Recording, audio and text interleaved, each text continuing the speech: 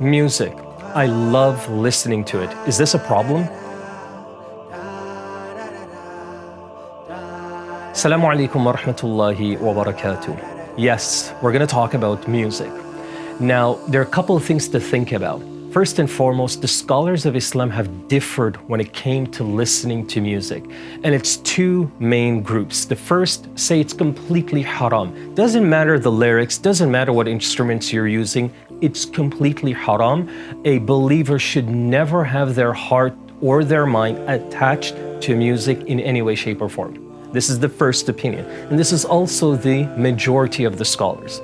But the second opinion is also interesting, and that is depending on the lyrics, depending on the effect and the dependency that you have on listening to music, as long as it's okay, it's clean, the lyrics are okay, the instruments are light, and you can control whether you listen to or not, when you listen to it or not, as long as you maintain all of that control, then it's okay, not a big deal. Well, here's a couple of things that I want you to think about. Number one, if the Prophet ﷺ was sitting with you, what song would you play?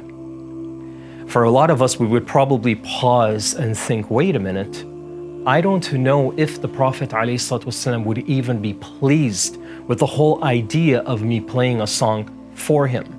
And you've got to take some time and really think about that. Think about what our religion is built on. We have this connection with the Quran.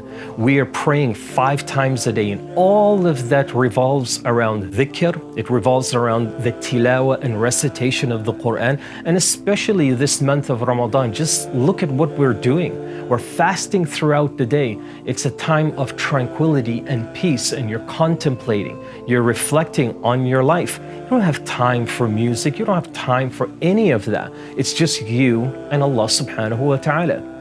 And then the second thing to think about, somebody once asked the question, when you pass away, what song would you like to be the last and final song you listen to?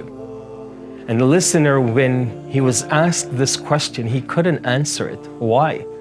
Because the whole idea, the heart immediately responded to him, and he was reminded, wait a minute, I don't want a song to be the last thing I listen to before I pass away.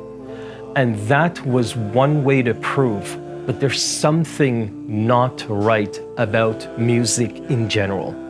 Because if you hesitate to answer that and you stop and you think, wait a minute, that's not how I want to leave this world, that's your first clue that this connection with music in general needs to be repaired. It needs to be addressed, and it needs to be replaced with something that is more beloved and brings us closer to our Creator. That's the goal, brothers and sisters. Whatever it is that you listen to, especially when it comes to the Quran, you want whatever you're listening to bring you closer to Allah.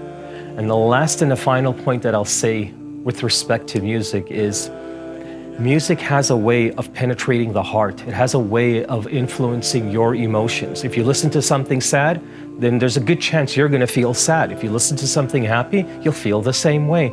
The fact that music can have that level of control and influence on you is immediately something to think about. Do you want to depend on your emotions and feelings to be connected to what song or music you listen to, and then meet Allah subhanahu wa ta'ala in that state? Something to really think about. This is why I personally believe that music is something our Prophet alayhi salatu wasalam would not approve of. So think about it, especially in this month of Ramadan. There are many of us, and I see the posts online all the time, that many of us will take a step back. We're not going to listen to this. We're not going to play this for the entire month. Why would you do that?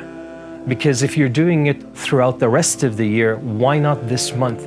It's because your heart realizes that there's something uncomfortable, there's something not right about this experience, and that's why many of us would put it on pause for the month of Ramadan. We know and we realize that this is something we need to push aside and ultimately get it out of our lives for good, insha'Allah ta'ala. Replace it with your remembrance, replace it with the Quran, and replace it with a connection with Allah subhanahu wa ta'ala. You do that, you will never have any desire for music again. May Allah subhanahu wa ta'ala make it easy for you. Allahumma ameen.